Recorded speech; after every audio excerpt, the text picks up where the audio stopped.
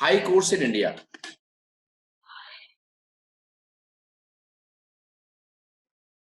India में जो high courts है, आप कहोगे भाई हाई कोर्ट्स भी हाई है। हाई का मतलब हाइट पे है, यानी कि ये भी एक बड़ी बॉडी है डिसीजन मेकिंग या जुडिशरी की।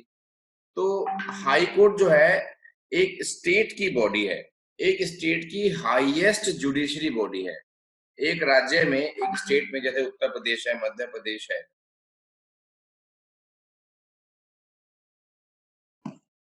तो हर स्टेट की एक अपनी हाई कोर्ट है और होनी कंपलसरी है, ये भी है। लेकिन कुछ स्टेट्स ऐसे हैं कि जिनमें एक हाई कोर्ट दो तीन स्टेट्स को कवर करती है। तो पढ़ते हैं इसके बारे में थोड़ा। The high court is the supreme judicial body in a state according to article 214। ये आर्टिकल कौन से आर्टिकल के अकॉर्डिंग क्या चीज है, ये आपको एज इट इज लर्न करने पड़ेंगे और आर्टिकल्स का अलग पेज बनाना पड़ेगा कि हमारे कॉन्स्टिट्यूशन के कौन से आर्टिकल में क्या लिखा गया है। Each state of India shall have a high court. Her state के पास हाई कोर्ट होनी जरूरी है, ठीक है ना। It is the final interpreter of the constitution. Article 215 और 26 क्या बोलता है कि every high court shall be a court of record and shall have the powers of such a court, including the power to punish for contempt of itself।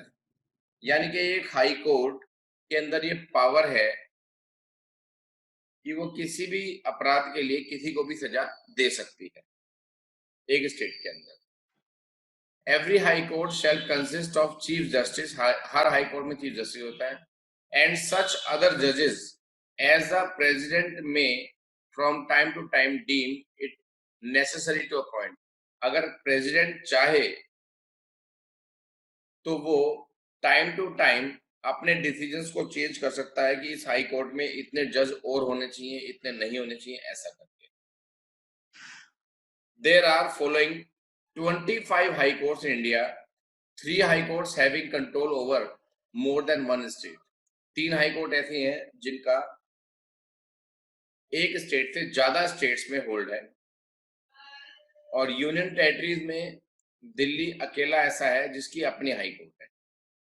और ये वो high courts के नाम है जहां जहां पर हाई कोर्ट्स है, डिफरेंट डिफरेंट स्टेट्स में है।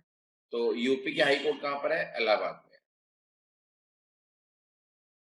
क्योंकि चल रहा है लीगल अफेयर्स, यानी कि इंडिया का लीगल सेटअप कैसा है, उसमें इन्होंने अपने इंस्टीट्यूट का नाम भी इंक्लूड किया, the institute of company secretaries of India.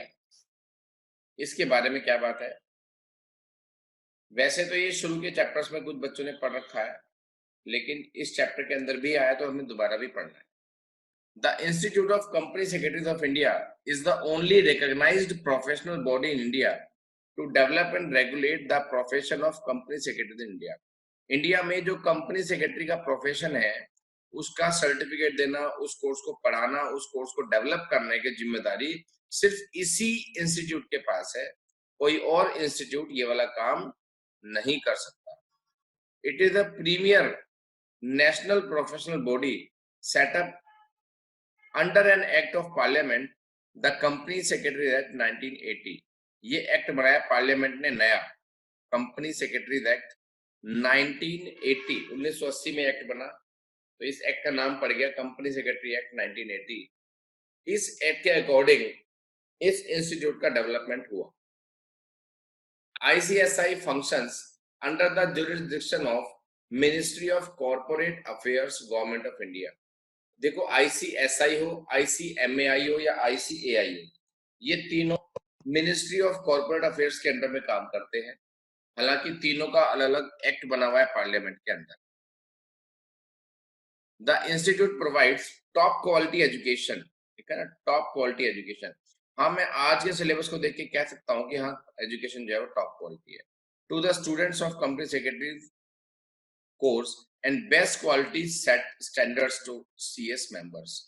यानी कि जो CS के मेंबर्स हैं उनके लिए भी इन्होंने इस साल कुछ नए नए अमेंडमेंट्स लाए थे, वो भी आगे आएंगे, वो बताऊंगा। और उन अमेंडमेंट की वजह से CS कोर्स की और CS प्रोफेशनल्स की वैल्यू पहले से 50 गुना बढ़ गई है, 50 टाइम्स बढ़ गई है. At present, there are more than 60,000 members and about 3 lakh students on the roll of ICSI. ये फिलहाल इनका एक एस्टीमेट है, लगातार बढ़ते जा रहे हैं स्टूडेंट्स तो. और मेंबर्स का मतलब होता है जिनका CS क्लियर हो गया. ICSI has its headquarter in Delhi. Delhi में हेडक्वार्टर है. 4 रीजनल ऑफिस है इनके. कहाँ पर है? दिल्ली, चेन्नई, कोलकाता एंड मुंबई.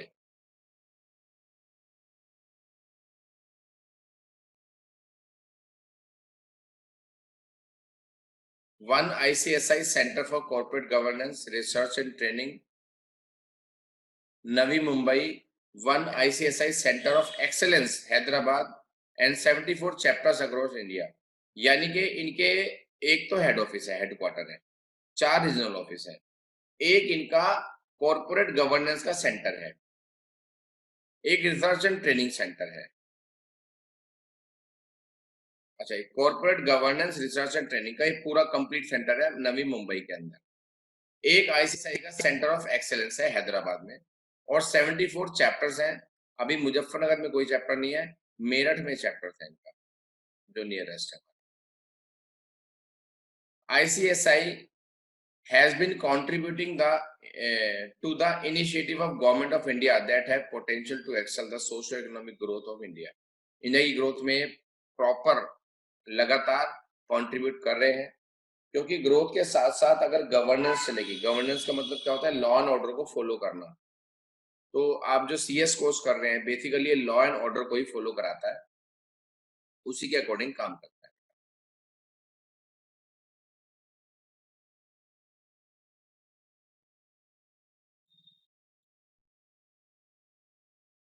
हाँ जी. कंपनी सेक्रेटरीज अमेंडमेंट रेगुलेशन 2020, इसके अकॉर्डिंग क्या हुआ था कि ये जो 2020 में अमेंडमेंट हुआ तो फैब डेट डेट डेट डेट कहाँ है इसकी किसकी? हाँ जी, 3 फरवरी 2020 को ये वाला ऑर्डर आया. इस ऑर्डर के अकॉर्डिंग यहाँ से पढ़ेंगे basically. New admission to the foundation programme of CS course stand discontinued. यानी कि 3 फरवरी के बाद से जो डिसीजन आया उसमें ये लिया गया कि अब से फाउंडेशन प्रोग्राम में कोई भी एडमिशन नहीं होगा. And unique innovative concept of CS EET, जो कोर्स आप कर रहे हो इसका नाम इन्होंने दिया यूनिक है और इनोवेटिव कंसेप्ट है. वाकई में बहुत बढ़िया कंसेप्ट है इनका. Has been introduced for the admission in CS executive programme, क्योंकि इस कोर्स को करने के बाद आपका CS एग्जीक्यूटिव में एडमिशन हो जाएगा. एक तरह से ये एंट्रेंस की तरह से हो. ICSI ने एक UDIN unique document identification number two improve corporate governance. होता क्या है, जब CS होता है तो वो बहुत सारे डॉक्यूमेंट्स पर साइन करता है कि हाँ मैंने देख लिया ये डॉक्यूमेंट लीगल कंप्लायंस पूरे करता है, या लोगों के डॉक्यूमेंट को अटेस्ट भी करते हैं ये, ठीक है ना, साइन कर करके दे दिया. अब साइन करते ही उनको एक UDIN भी देना होगा, UDIN भी देना होगा. इससे क्या होगा कि मालूम हो जाएगा कि इस आइडेंटिटी से यानी कि इस नंबर से इतने डॉक्यूमेंट पर साइन किए गए. तो वो आदमी जिसके डॉक्यूमेंट साइन हुए हैं उसने 5 डॉक्यूमेंट पे तो साइन कर लिए और छठे पे उसने कॉपी करवा लिया. कॉपी कैसे करा लिया? वो सिग्नेचर को इमिटेट कर लिया फ्रॉडलेंटली. इसे बोलते हैं काउंटरफीटिंग. तो उसने अपने डॉक्यूमेंट को काउंटरफीट करवा दिया, यानी कि 5 पे खुद साइन करवा उनसे करवा लिया CS से, छठे पे खुद करवा दिया, क्योंकि CS छठे पे ना करता, उसमें कुछ फ्रॉड चीजें होंगी. तो इन चीजों से बचने के लिए UDIN को इंट्रोड्यूस किया गया. UDIN आने से इन चीजों पे बहुत फर्क पड़ा. आपने कितने डॉक्यूमेंट्स को साइन किया, अथोराइज किया, आप खुद अपने पास रिकॉर्ड रखेंगे. UDIN में ऑनलाइन अपने आप रिकॉर्ड चला जाएगा. तो इससे क्या होगा, ऐसी एक्टिविटीज पकड़ी जाए. तो यहाँ तक यही का यही है, सेम, इसमें कुछ खास नहीं. आज का लेक्चर वैसे बहुत बड़ा भी नहीं है. ICSI UDIN is mandatory for every document except on e form sign. जो ई फॉर्म होता है, जो कंप्यूटर से जनरेट होता है, उस पे तो वो खुद साइन कर देता है, कोई दिक्कत नहीं आती। लेकिन जो ओपन डॉक्यूमेंट्स होते हैं, मैंने अपनी बैलेंस शीट बनाई है या मैंने दूसरी कंपनी को परचेज किया है, तो उसके जो लीगल कंप्लायंसेस हैं, उन सब पर सीएस के साइन होने जरूरी होते हैं। तो उन पर यूडीआईएन होना कंपलसरी होगा 1 अक्टूबर 2019 से, यानी कि आज डेट में ये मैंडेटरी है, कंपलसरी है। आईसीएसआई ने अपना 51st फाउंडेशन डे मनाया। कब होता है इनका फाउंडेशन डे? 4 अक्टूबर 1968 को ये इनकॉर्पोरेट हुआ, बना था। तो 4 अक्टूबर हर साल ये अपना फाउंडेशन डे बनाते हैं। तो 4 अक्टूबर 2019 को इन्होंने मनाया था अपना 51st फाउंडेशन डे।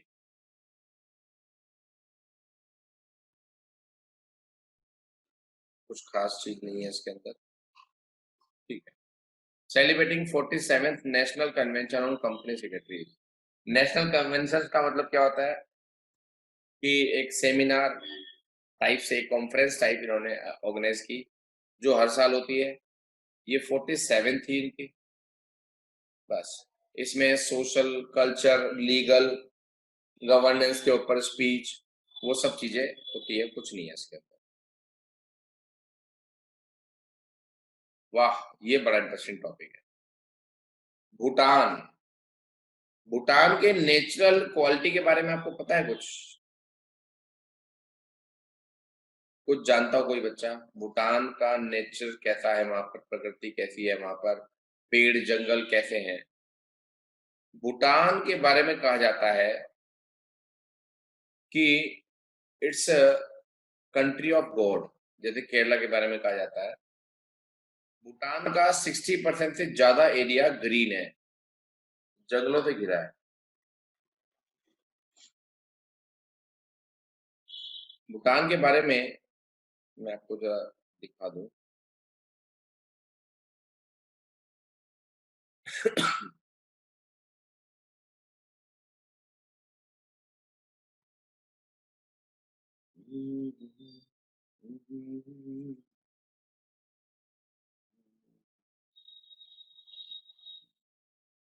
ये भूटान की शक्ल है जी।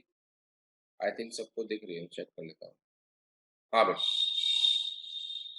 ये भूटान है और इतनी ग्रीनरी है यहाँ पर। और ग्रीनरी को मेंटेन करने के लिए ये बहुत तगड़े स्टेप उठाते हैं। ये नहीं कि ग्रीनरी है तो लापरवाह हो गए, अब ग्रीनरी तो है ही है, अब ज्यादा स्टेप क्या उठाना। ग्रीनरी को मेंटेन करने के लिए भी ये स्टेप उठाते हैं। इन्होंने बाहर से मालदीव, बांग्लादेश और इंडिया से आने वाले लोगों पर टैक्स भी लगाया है इन्होंने। वो टैक्स के बारे में बात करूंगा आपसे चैप्टर में भी।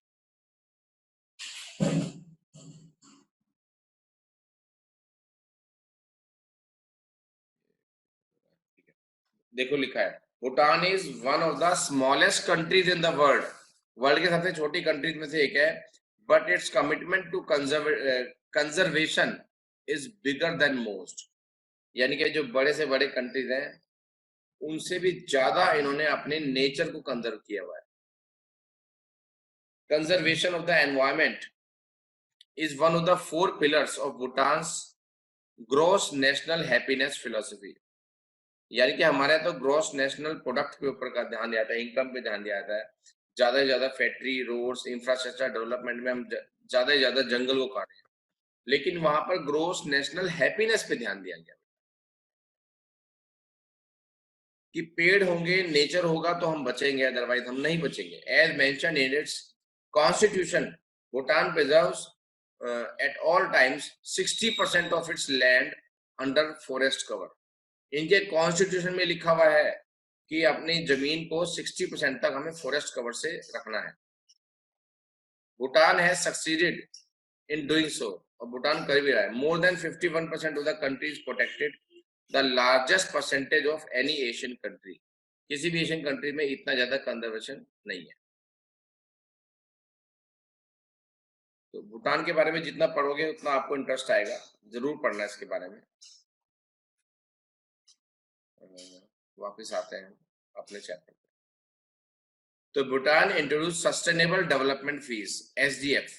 भूटान ने sustainable development fees for regional tourist, यानी कि हमारे क्षेत्र के जो टूरिस्ट हैं, हमारे क्षेत्र में, इनके क्षेत्र में कौन कौन आते हैं, वो कंट्रीज आते हैं जो मालदीव, इंडिया और बांग्लादेश से लोग आएंगे, उन्हें कुछ फीस देनी पड़ेगी और पर डे के 12 भूटानी जो करेंसी है वो देनी पड़ेगी इनको। ये बैठता है लगभग $17 के आसपास।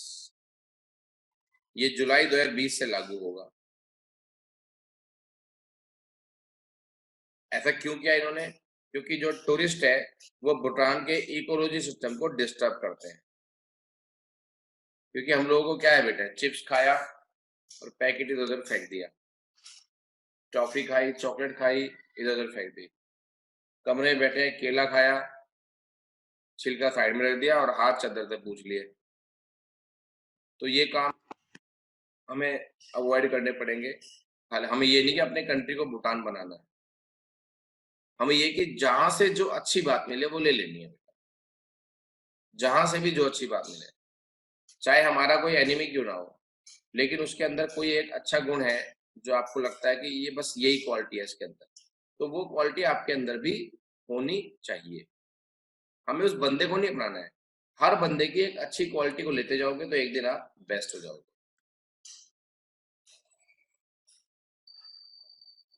सुप्रीम कोर्ट ने अलाउ किया,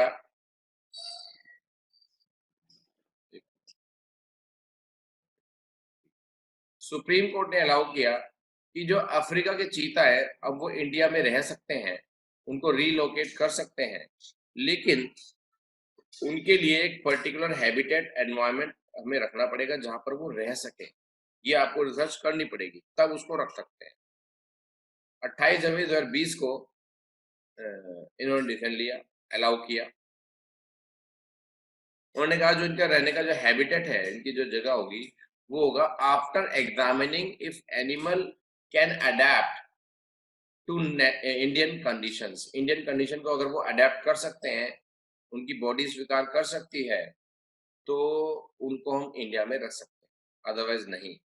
ए petition filed by national tiger conservation authority NTCA ने पिटीशन डाली थी, अपनी एक रिक्वेस्ट डाली थी, ठीक है ना, कि अफ्रीकन जो चीता है वो नाम्बिया से आए हुए हैं, नामीबिया से, और उनको हमारे यहाँ इंडिया में जगह दी जाए।